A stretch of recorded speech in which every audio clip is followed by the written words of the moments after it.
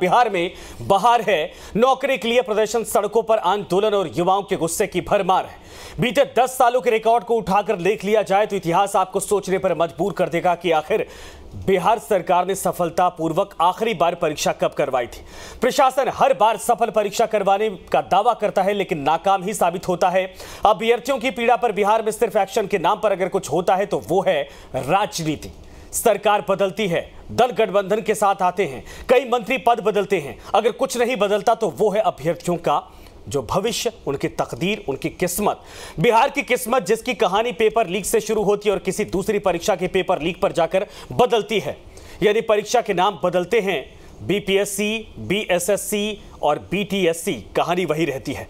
ऐसे में इन सब का समाधान कैसे निकलेगा? जनता के द्वारा जाकर सरकार, यानी जो समाधान जनता के द्वार जाकर खोज करने की कोशिश की जा रही है। प्रशासनिक स्तर पर अधिकारियों की कार्यशैली पर नकेल आखिर कैसे कसी जाए ताकि जो सोच होती है वो जमीन पर दिख पाए। मुद्दा यह है कि आखिर कब तक पेपर लीक पर सिर्फ राजनीति की जाएगी। आज का जो प्रदर्शन था वो तस्वीरें आप देखिए, फिर चलेंगे मेहमानों के पास।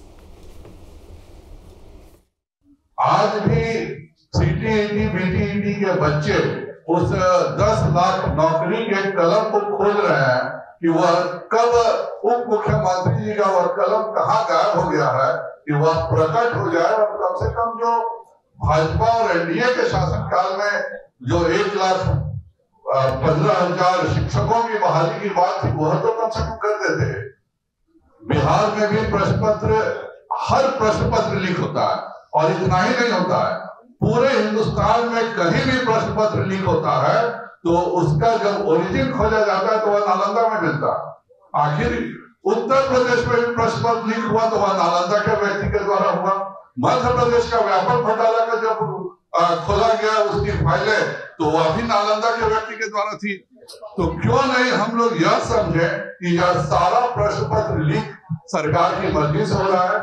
बस बिहार सरकार को अगर समाधान करना है तो हमारे बच्चों को परीक्षा ईमानदारी से हो जाए, वरना पिछले बार तो हुआ कि कोई धांधली नहीं हुई है और जिसको इस बार महिला को पकड़ा गया उसका बेटा ही कंप्लीट किया है। तो यही बताता है कि पिछले बार का भी जो परीक्षा था वह पारदर्शी नहीं था।